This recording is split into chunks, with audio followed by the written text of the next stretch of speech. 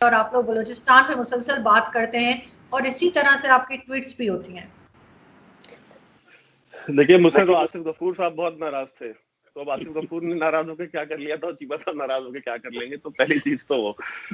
दूसरी चीज इन्होंने बताया कि अब मुझे थोड़ी हंसी भी आई कि उन्होंने कहा कि बुरहान वानी ने शम्मा जला दी है और वो ऐसी शम्मा है। अब देखिए सर, मुझे नहीं पता, आपको शायद इसके बारे में पता हो नहीं पता हो, बुरहान वानी मारा गया था जब, तो उसने वो मारा इसलिए गया बिकॉज उसकी 5 गर्लफ्रेंड्स थी और वो एक गर्लफ्रेंड ने टिप ऑफ कर दिया आर्मी को कि वो दूसरी गर्लफ्रेंड से मिलने जा रहे हैं। उसको मालूम चला, वो जेलसी के मामले में उसको इन्फॉर्मेशन मिली, वो मार दिया गया। तो सर अब ऐसे लोग जो, मतलब ये कौन सी शम्मा जलाते हैं सर, अब मैं क्या बोलूं। अच्छा, एक बात ये है कि आपने बात की थी कि वो बुरहान वानी शहीद है। देखिए सर, आपके यहाँ तो वजीर आजम ने उसामा बिन लादेन को शहीद बोल दिया, तो बुरहान वानी तो शहीद है ही है, फिर तो वो कोई बात ही नहीं है। जब उसामा बिन लादेन शहीद हो सकता है और वो नेशनल असेंबली में खड़े होकर के उसके ऊपर तबसरा कर रहे थे कि उसको शहीद कर दिया अमेरिका ने, तो अभी उसमें मैं क्या बोलूं। अब वो भी चीज आपकी ठीक है, आप उसको शहीद बोल सकते हैं, आपका नजरिया। बलूचिस्तान जो है, बलूचिस्तान देखिए, नेहरू लेके गए थे कश्मीर का इशू, नेहरू की गलतियों की कीमत अदा करना हिंदुस्तान ने बंद कर दिया सर। और नेहरू ने वही नहीं, नेहरू ने और भी बहुत सारे ब्लंडर्स किए जिनको रेक्टिफाई किया जा रहा है और वो चीजें धीरे धीरे रेक्टिफाई होंगी। मुझे पता है गांधी से और नेहरू से बहुत प्यार आजकल जागा हुआ है पाकिस्तान में लोगों को कि ये गांधी वाला हिंदुस्तान नहीं रह गया, अब ये नेहरू वाला हिंदुस्तान नहीं रह गया। तो ठीक है सर, अब अगर आपको इतनी मोहब्बत थी तो आप अलग क्यों हुए। पहली चीज, जिन्ना की तस्वीर पीछे लगाते हैं और आगे बैठ के तबसरा कर रहे होते हैं नेहरू और गांधी के बारे में, उनसे अपनी मोहब्बत का इजहार कर रहे होते हैं आपके वजीर आजम और दुनिया भर के जो एनालिस्ट हैं। तो बलूचिस्तान का जो इशू है वो नेहरू नहीं लेके गए, तो ये कोई इसका मतलब ये नहीं कि हम उसकी बात नहीं करेंगे। बलूचिस्तान का जो मसला है वो, कश्मीर में तो आर्म्ड इंसर्जेंसी 1989 में शुरू हुई, बलूचिस्तान में तो आर्म्ड जो फ्रीडम मूवमेंट है वो 1948 से चल रही है। जो खान ऑफ कलात के जो भाई थे, he was the first person to take the part to the mountains. सबसे पहले वो माउंटेन्स पे चढ़े थे 1948 में और उन्होंने आर्म्ड मिलिटेंसी शुरू करी बलूचिस्तान में। तो आप जब कंपैरिजन करते हैं, और आपने कहा कि हम तो उनको मटेरियल सपोर्ट नहीं करते, हम ये नहीं करते, हम वो नहीं करते। सर देखिए, मुशर्रफ साहब ने किताब लिखी है, आपके यहाँ बहुत सारे जनरल्स ने किताबें लिखी है, और आपके यहाँ जो अभी हैं कुछ लोग, ये रिटायर हो जाएंगे तो ये भी लिखेंगे कि उन्होंने कैसे पीओके में कैंप्स बनाए, वो कैसे लोगों को लेके आए, फिर कैसे जेकेएलएफ को इसलिए जेकेएलएफ बोला गया ताकि उसका कोई रिलीजियस कॉनोटेशन ना निकले, क्योंकि it should sound like western freedom movement. तो जम्मू कश्मीर लिबरेशन फ्रंट नाम दिया गया, कोई इस्लामिक नाम नहीं दिया गया। फिर बाद में इस्लामिक नाम की तंजीमें बनाई गई पाकिस्तान के अंदर, जो कि वहां पे हमेशा एक्टिव रही हैं। तो सर आप डिनाई कर दें, मैं डिनाई कर दूं, मुझे नहीं पता रॉ बलूचिस्तान में क्या करती है क्या नहीं करती है।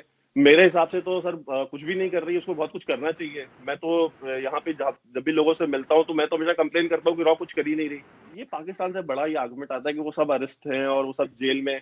सर लखवी का बच्चा हुआ था सर, वो जेल में था, 2 साल तक जेल में था, उसके घर में बच्चे हो रहे। सर ये कैसे हुआ था कमाल, जरा सर मुझे ये समझाएं। मैंने नहीं सुना, ये आपसे सुन रहा हूँ, मेरे नॉलेज में अरे सर ये ऑन द रिकॉर्ड है सर। देखिए पाकिस्तान में एक बच्चा हुआ था, एक बच्चा हुआ था, उसका बेटा हुआ था जब वो जेल में था, एक बच्चा हुआ था। देखिए लड़ाइयाँ ये चलती रहेंगी। आप जो बात कर रहे हैं terrorism, Pakistan is in not involve now. फिर आपके प्राइम मिनिस्टर उस वक्त जो नेहरू गए थे वहां पर यूनाइटेड नेशन में, तो अगर आपको उन पर एतराज है देन आप एक डिस्प्यूट तो रिकग्नाइज है ना, इसको तो हम नहीं कह सकते रिकग्नाइज नहीं है। तो why don't you sit with Pakistan and try to resolve it there with when you sit. और जितनी भी लड़ाई होगी आपकी, अल्टीमेटली चाहे सेकेंड वर्ल्ड वॉर है, फर्स्ट वर्ल्ड वॉर है, कोई वॉर ले लें, then you have to sit across the table and resolve the issue. And particularly Pakistan India के केस में कि आर बाउंड्रीज आर परमानेंट, जो नेबर्स परमानेंट होते हैं, बाउंड्री परमानेंट होती हैं। You should learn to live peacefully, it is both of us. ठीक है, प्रॉब्लम ये है कि जब एक क्रॉप क्लियर करेगा तो दूसरा करता है, इसलिए एक पहले फिदा और फिर कॉन्फिडेंस बिल्डिंग मेजर्स करें। देयर 101 अदर इशूज, आप वो भी नहीं बात करना चाहते। मैं तो ये कहता हूँ now is high time, we are both are nuclear countries. हमारे अवाम चाहते हैं इकोनॉमिक प्रॉस्पेरिटी, इकोनॉमिक तरक्की, सोशल वेलफेयर भी चाहिए। तो आप बैठे जी मेजर साहब, लेकिन एक चीज और है कि आप लोगों को सीपैक से भी प्रॉब्लम है और आपको लगता है कि जैसे ब्रिगेडियर साहब ने कहा कि बैठ के बात हो सकती है। अच्छा, दूसरी चीज है कि 1994 में इंडियन पार्लियामेंट ने एक रेजोल्यूशन पास करा था कि the entire state of Jammu and Kashmir belongs to India, which includes POK and Gilgit-Baltistan. As an Indian, my parliament's 1994 resolution supersedes United Nations Security Council resolutions of 1948. Number one, India बिल्कुल इस चीज को मानने को तैयारी नहीं है। तीसरी बात, ये जो हम लोग आपने बात करी सीपैक की, देखिए साहब, कई पाकिस्तानी कहते हैं, मैं बस 1 मिनट लूंगा, कई पाकिस्तानी ये कहते हैं कि साहब इंडिया बड़ा जेलस है क्योंकि सीपैक है और इतनी बड़ी ट्रेड है। मैं पहले भी आप ही के वीडियो में बता चुका हूं कि सीपैक टोटल अभी इन्वेस्टमेंट $45 बिलियन का हुआ है, 45 बिलियन का वो, और जो 60 बिलियन है वो 15 साल के पीरियड में होना है पाकिस्तान में। मैंने डॉक्यूमेंट्स पढ़ी है सीपैक की, जितना सीपैक का 15 साल में होना है उससे ज्यादा, उससे दुगना हर साल इंडिया में होता है। इतना, उससे ज्यादा, उससे 1.5 गुना ज्यादा हमारी सिर्फ चाइना के साथ ट्रेड है। तो $60 billion for India is peanuts, मतलब ये हमारे लिए कुछ भी नहीं है। इंडिया, हमने कभी सीपैक के लिए ऑब्जेक्ट नहीं करा, हमारा सिर्फ वन सिंगल ऑब्जेक्शन है, सीपैक इंडिया से आता है। 1994 पार्लियामेंट के रेजोल्यूशन के तहत गिलगिट बाल्टिस्तान और पीओके, जिसको आप लोग आजाद कश्मीर बोलते हैं, वो भारत का अभिन्न अंग है और सीपैक की एंट्री वहां से होती है। That is our only objection. हम चाहते हैं चाइना $200 बिलियन इन्वेस्ट करे पाकिस्तान में, हमें क्या दिक्कत हो सकती है? आपका मुल्क अलग है। Allow me to complete sir with your permission. पहली चीज। दूसरी चीज ये है ना कि अगर हम डिस्कस कर रहे हैं सीपैक, तो मैं बता दूं, हर एक डील, हमारी जितनी भी डील्स हैं, इंडिया की डील्स जितनी भी हैं, आप उनके पेपर्स पब्लिकली अवेलेबल हैं। अमेरिकन ने अगर 100 बिलियन इन्वेस्ट करे हैं, अगर सऊदीज ने 100 बिलियन इन्वेस्ट करे हैं, राइट, सीपैक का अभी भी पाकिस्तानी आवाम को नहीं बताया गया कि जो इन्वेस्टमेंट है, क्या लोन है, कितना पैसा आपको देना है, अगली किस्त कब जाएगी। और यही वो आपके जो जीओसी साहब थे, जीओसी साहब ने यही वो वीडियो, में अगर होता तो मैं आपको जरूर भेजता। मैं वैभव आपसे रिक्वेस्ट करूंगा, आप आरजू और ब्रिगेडियर साहब को दोनों को भेजें। वो जो सर्विंग ऑफिसर है, सर्विंग जीओसी हैं पाकिस्तानी आर्मी के, वो कह रहे हैं साहब कुछ पता ही नहीं है, देयर इज नो क्लैरिटी। जी बाबू। तो देखिए, वो मेजर साहब भी बता रहे थे, वो पेशावर कोर के जो जीओसी थे, उन्होंने उसमें एक लाइन कही थी, उसमें उन्होंने कहा था कि पाकिस्तानी सीपैक में सिर्फ क्या पंचर लगाने के लिए गाड़ियों के, तो ही सेड दिस। तो अब उन्होंने क्यों नहीं कहा, आप वहाँ जर्नलिस्ट हैं, आप उनसे इंटरव्यू करें, उनसे पूछें कि भाई उन्होंने ऐसा क्यों कहा, अगर सीपैक इतना ही बड़ा गेम चेंजर है तो। दूसरी चीज ये है कि ब्रिगेड साहब बार बार कह रहे हैं कि बात करें। सर 70 साल से तो बात कर रहे थे। नेहरू साहब, आपने खुद कहा कि वो खुद यूनाइटेड नेशंस लेके गए, फिर उसके बाद जितने भी प्राइम मिनिस्टर्स आए इंडिया के, सबने पाकिस्तान की जो सिविलियन लीडरशिप थी उसके साथ बात करी, इवन मिलिट्री डिक्टेटर्स के साथ बात करी। रिजल्ट क्या निकला? अगर वाजपेयी साहब बस लेके लाहौर गए तो बदले में कारगिल किसने किया?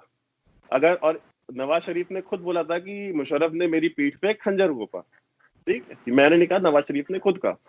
उसके बाद मोदी साहब अगर वहां गए उनके पोती की शादी में, तो उसके बदले में उरी और पुलवामा और पठानकोट और क्या क्या, जब भी इंडिया ने कोई इनिशिएटिव लिया है आपके यहाँ से, आपका जो डीप स्टेट है, आईएसआई है, वो इस तरह के मिस एडवेंचर्स करती है ताकि टॉक्स डिरेल हो।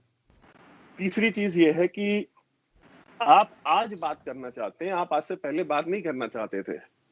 आपसे मुराद मेरी कि आपकी जो रियासत है वो आज इसलिए बात करना चाहती है बिकॉज वो बैंकरप्ट हो चुकी है, उसके ऊपर ग्लोबल प्रेशर बहुत ज्यादा पड़ा है, जो डिप्लोमेटिक आइसोलेशन हुआ है, और जो ओवर डिपेंडेंस चाइना के ऊपर हो गई है कि बिना चाइना के you can not even move an inch. आपका चाइना के सिवा दुनिया में कोई दोस्त नहीं रहा। आप 2-3 बिलियन डॉलर के लिए वजीर आजम को ड्राइवर बनना पड़ रहा है सऊदियों का और दुबई वालों का। तो जो आवाम जाकर के काम दुबई में करती है, वो काम आउटसोर्स कर लिया पाकिस्तान में वजीर आजम ने। इमरान खान के एक ट्वीट का जवाब नहीं दिया आज तक, और लंबे टाइम में ना। हाँ, और इमरान खान ने कम से कम 500 ट्वीट किए होंगे अगस्त से लेकर अभी तक, एक ट्वीट का जवाब नहीं दिया मोदी ने। तो ये सर डेमोक्रेसी में ये होता है, जब एक जो बंदा इलेक्टेड होता है ना, वो एक इलेक्टेड बंदे की तरह सोचता है, और जो सिलेक्टेड होता है वो सिलेक्टेड की तरह बिहेव करता है। अब हुआ है ये सच है। आप तो ये सब जो चीज है। दूसरी चीज, ये जो दादा का बच्चे का केस बताया, वो मस्जिद से फायर करा था टेररिस्ट, और जो बच्चे को ले गए थे उसको चॉकलेट देके उसके घर में हैंडओवर करा था, और उसके पहले वो बच्चा साइकेट्रिस्ट के पास गया था because he was very deeply disturbed. किसी के दादा को क्रॉस, देखिए बात ये ना, और उसके जो खानदान वाले कह रहे हैं, मैंने एक सवाल पूछा तो लोगों ने बोला कि वह बात तो ठीक है, उनकी जो बेटी थी, बेटी कह रही है जी सिक्योरिटी फोर्सेस ने मेरे बाप को मार दिया। मैंने उनको बोला कि उनसे जाके पूछना, आप थे वहां पे, आप थे वहां पे। ये एक इम्तियाज हुसैन है, वेरी फेमस ऑफिसर, बड़ा जाबाज अफसर है कश्मीर पुलिस का। इम्तियाज हुसैन ने अपना एक एग्जांपल दिया था ट्विटर में, उनकी 14 साल की कजन को मारा टेररिस्ट ने। 14